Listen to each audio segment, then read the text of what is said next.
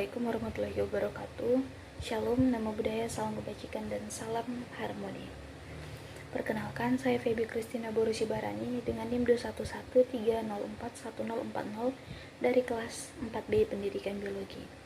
Baiklah, pada video kali ini saya akan membahas mengenai hasil praktikum pada indera pembau, kemudian akan membahas mengenai beberapa pertanyaan dari indera pembau.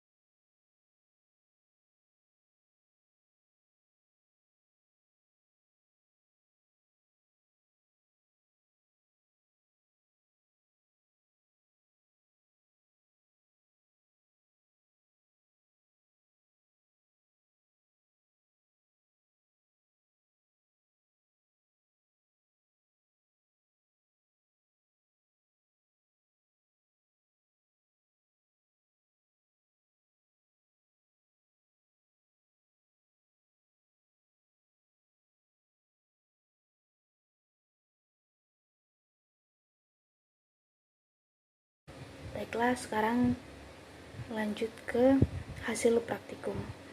Jadi, bahan yang digunakan pada praktikum indera pembau ini yaitu ada bawang merah, kemudian bawang putih, jahe, kencur, dan minyak kayu putih. Jadi, pada praktikum menggunakan bahan uji bawang merah, praktikan mengatakan bahwa beliau merasakan bawang merah itu uapnya lebih terasa pada bagian sisi yang terpotong dibandingkan sisi yang tidak terpotong. Kemudian pada bahan uji bawang putih, praktikan merasakan uap bawang putih itu pada sisi yang terpotong, sedangkan pada sisi yang tidak terpotong tidak merasakan uap bawang putih tersebut. Kemudian pada bahan uji jahe, praktikan lebih merasakan uap jahenya pada sisi yang terpotong dibandingkan pada sisi yang tidak terpotong. Kemudian pada bahan uji yang keempat, praktikan juga merasakan uap yang lebih terasa pada sisi yang terpotong dibandingkan sisi yang tidak terpotong. Kemudian pada bahan uji yang terakhir atau minyak kayu putih, praktikan merasakan uap minyak kayu putih baik itu pada sisi yang terbuka maupun pada sisi minyak kayu putih yang tertutup. Nah, selanjutnya nilai olfaktori pada percobaan pertama menggunakan bawang merah. Waktu yang dibutuhkan untuk tidak mencium bau itu selama 118 detik. Kemudian pada percobaan kedua, waktu yang diperlukan untuk tidak mencium bau itu selama 83 detik. Selama 102 detik. Kemudian pada percobaan yang ketiga, waktu yang dibutuhkan untuk tidak mencium bau itu selama 83 detik. Dan kemudian rata-rata dari ketiga percobaan ini yaitu 101 detik. Selanjutnya, untuk menghitung olfactory recovery time atau ORT pada bahan uji bawang merah, waktu yang dibutuhkan untuk mencium bau itu selama 7 detik. Baiklah, sekarang lanjut ke pertanyaan-pertanyaannya. Di mana pertanyaan pertama itu, bagaimanakah mekanisme kerja saraf olfaktori sampai terbentuknya respon? Jelaskan. Nah, jadi saraf olfaktori ini adalah saraf sensorik yang terletak pada bagian hidung dan bertanggung jawab untuk merespon bau. Mekanisme kerja saraf olfaktori dimulai ketika zat kimia bau mengenai sel-sel sensorik pada membran mukosa hidung.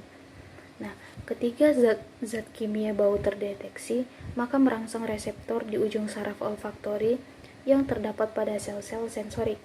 Reseptor ini kemudian mengirimkan sinyal listrik ke ujung saraf olfaktori dan menghasilkan impuls saraf. Impuls saraf ini kemudian dikirim melalui serabut saraf olfaktori dan masuk ke glomerulus, suatu area pada otak yang khusus untuk memproses sinyal-sinyal dari saraf olfaktori. Nah, kemudian di glomerulus, impuls saraf tersebut diolah dan dikirim ke korteks olfaktori, di mana sinyal-sinyal tersebut diterjemahkan menjadi sensasi bau. Korteks olfaktori juga terhubung dengan sistem limbik, yaitu area otak yang terkait dengan emosi dan ingatan, sehingga bau dapat memicu respons emosional dan ingatan yang kuat. Nah, dalam rangkaian ini, bau zat kimia yang terdeteksi di hidung diubah menjadi impuls saraf yang selanjutnya diolah di otak dan diinterpretasikan sebagai sensasi bau. Proses ini kemudian menyebabkan terbentuknya respons terhadap bau yang dideteksi. Kemudian pertanyaan yang kedua, gangguan apa yang mungkin terjadi pada indera pembau? Jadi ada beberapa gangguan yang dapat terjadi pada indera pembau, yaitu yang pertama ada anosmia. Anosmia ini kehilangan kemampuan untuk mencium bau apapun. Biasanya terjadi karena kerusakan pada saraf atau jaringan hidung. Nah, yang kedua, hiposmia. Hiposmia ini penurunan kemampuan untuk mencium bau. Bisa terjadi karena sejumlah faktor seperti usia atau infeksi hidung. Kemudian yang ketiga itu ada parosmia. Nah, parosmia ini perubahan dalam cara seseorang mencium bau, di mana bau yang seharusnya wangi malah tercium seperti bau yang tidak enak. Kemudian yang selanjutnya ada pantosmia. Pantosmia ini sensasi mencium bau yang sebenarnya tidak ada.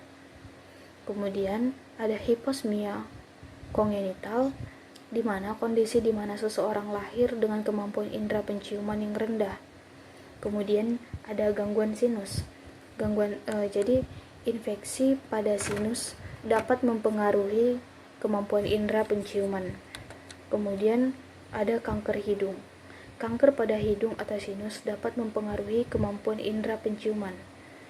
Selanjutnya ada obstruksi hidung, di mana penyumbatan hidung seperti yang terjadi pada alergi atau polip hidung dan dapat mengganggu kemampuan indera penciuman. Selanjutnya ada cedera kepala. Cedera kepala atau wajah dapat merusak saraf penciuman dan mempengaruhi kemampuan indera penciuman. Selanjutnya ke pertanyaan yang ketiga. Faktor-faktor apa saja yang mempengaruhi kerja indera pembau? Jelaskan. Nah, jadi ada beberapa faktor yang mempengaruhi kinerja indera penciuman atau pembau, yaitu yang pertama kondisi hidung. Kesehatan hidung, alergi atau penyakit tertentu dapat mempengaruhi kemampuan penciuman seseorang. Kemudian ada usia. Kemampuan penciuman itu dapat menurun seiring bertambahnya usia, terutama setelah usia 60 tahun. Kemudian ada faktor jenis kelamin. Jadi wanita umumnya memiliki kemampuan penciuman yang lebih baik daripada pria. Kemudian ada faktor pola makan. Makanan tertentu dapat mempengaruhi kemampuan penciuman seseorang. Misalnya konsumsi makanan pedas atau merokok itu dapat merusak indera pembau. Kemudian ada faktor lingkungan. Bau-bau tertentu dalam lingkungan seperti bau kimia atau polusi udara itu dapat mempengaruhi kemampuan indera pembau. Selanjutnya faktor penggunaan obat. Nah, penggunaan obat-obatan tertentu seperti obat-obatan tertentu atau alkohol itu dapat mempengaruhi kemampuan indera pembau juga. Kemudian ada kebiasaan olahraga. Olahraga secara teratur itu dapat meningkatkan kemampuan indera pembau seseorang. Baiklah, sekian yang dapat saya sampaikan untuk hasil praktikum dan pembahasan mengenai beberapa pertanyaan yang diajukan. Untuk itu, apabila ada kata-kata yang kurang tepat atau jawaban yang kurang tepat, saya mohon untuk dimaafkan. Akhir kata saya tutup dengan mengaturkan para Masanti. Om Santi Santi Santi Om. Assalamualaikum warahmatullahi wabarakatuh.